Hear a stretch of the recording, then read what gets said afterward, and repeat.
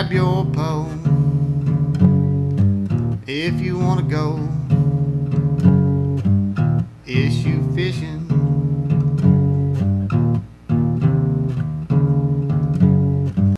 Welcome to the show. This is Issue Fishing.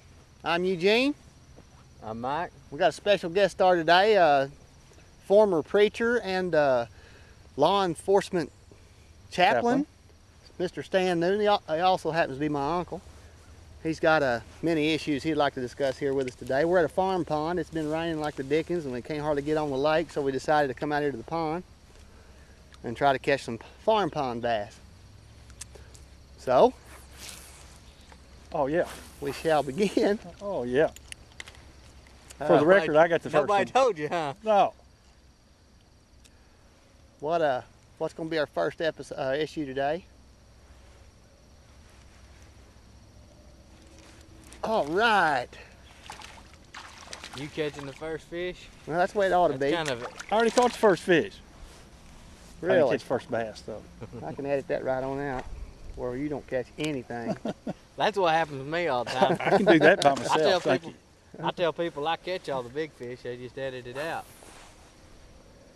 Well, that's an issue now. We can catch these fish and still talk, can't we? Or are we single? And I think this has turned out to be a competition. A competition?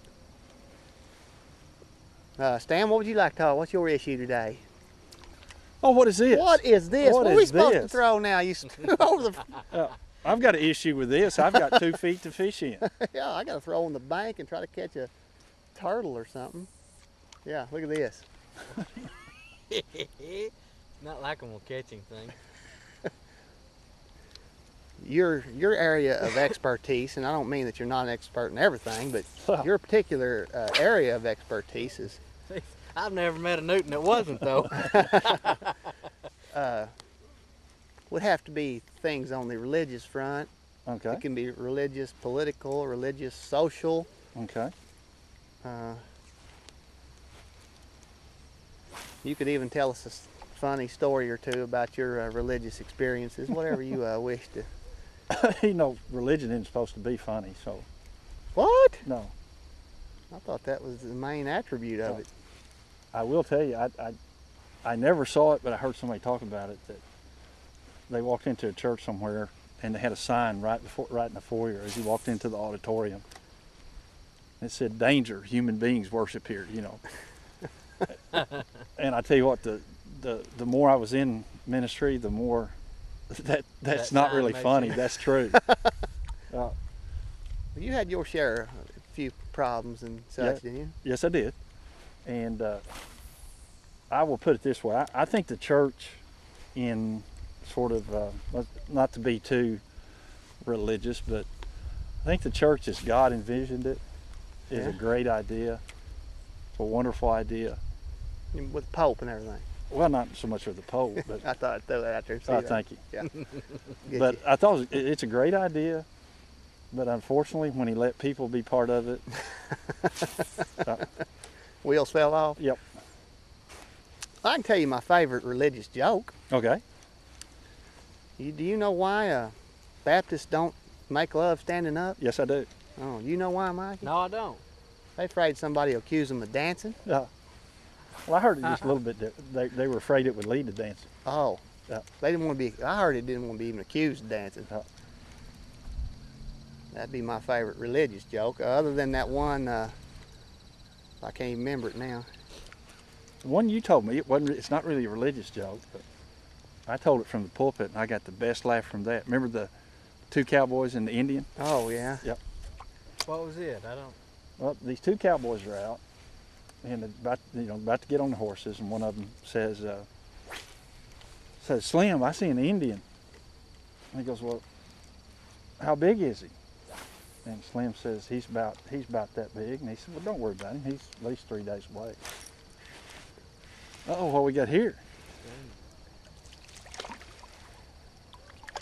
So next day, same thing. They're about to saddle up the horses, and Slim says, "Man, that Indian's still there." So the other one says, "Well, how big is he?" And he said, "Well, he's about that big." "I don't worry about him. He's still at least 2 days away." So next day, same thing. They're about to saddle up the horses, and Slim says, man, that Indian is still there. I says, well, how big is he? He said, oh, he's about that big. He said, I don't worry about him. He's still at least a day away.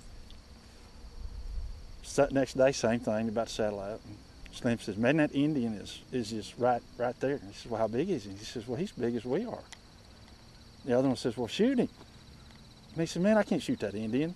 And he said, well, how come? He said, I've known him since he's that big. I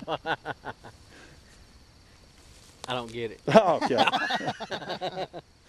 That got a laugh at the church? Oh, they loved it. They must have been hurting for some humor. I will tell you one humor story that's a true story. Well, let's have it. Okay. Oh, Oh, that don't count. He didn't get it in. watch this though. All right, snagging doesn't count. Well, let's have this humorous story. Okay. Well, one week I had a Turn real problem. in, you can throw yours right there and maybe catch one. One week I had a problem with one of my wisdom teeth.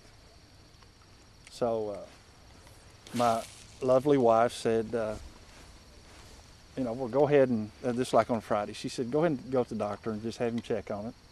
Said, he won't pull your tooth on Friday, he'll have you come back Monday.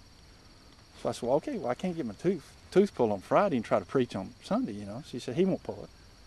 So I go in, and of course, he says, well, I'm here and you're here, so let's yank it. So he pulled my tooth. Well, he gave me some painkiller and stuff, and I don't know, maybe I didn't listen, or he neglected to tell me not to take it on an empty stomach. So Sunday, I get up to do my little thing in the pulpit, and I popped this pain pill on an empty stomach, and by the time I hit the pulpit, I'm as drunk as a skunk. Yep. Tore up, are you? Tore up. All So right. I can't even look side to side. I'm just holding on to the pulpit. I always like to kind of walk back and forth. And so the only thing I could do is just hold on. And I read my sermon. I couldn't look up because it made me so dizzy. So I read my sermon. And we had a lot of visitors where I used to be. Oh, no, I think I know where this is going. And a guy comes up to me and he said, Is this a real story or true a joke? story, true story. I'm waiting on a punchline. There's no okay? punchline. So he comes up to me in the back and he said, Stan, you didn't feel very good today, did you? I said, no. And I told him what happened with the pain medicine. Yeah. And he said, man, that's as quick a sermon as I've ever heard. So he said, I bet you did that in about 10 minutes. And I said, yeah, something like that. And he said, would you mind telling me what you took? I'd like to give my preacher back home some. Kind of get him slowed down a little bit, Yeah. kind of sped up. Yeah. And I don't know, preaching stoned probably wouldn't be a good idea. Well, I didn't actually mean to. I wouldn't call it stone so much as just stupid, Feel a little Catholic. Okay. That was probably wrong, wasn't it? What's the best retrieval method here? Just Retrieval steady, method? Steady, or bounce it, or? Well, so far I've not divined the perfect retrieval method. I do.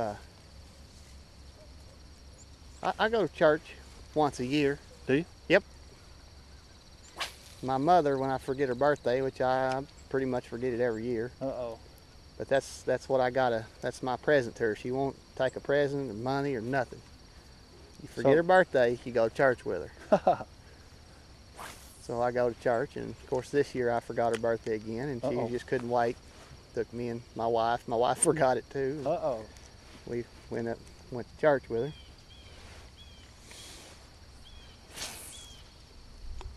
I guess I'm gonna have to put that down on the calendar and put a big mark on it. And That'd course probably be the proper thing to do. it gives my mother such pleasure to make us all go to church with her. So hard to say no, when Yep. you mess up. Well, Mike's got him another tree bass, looks like.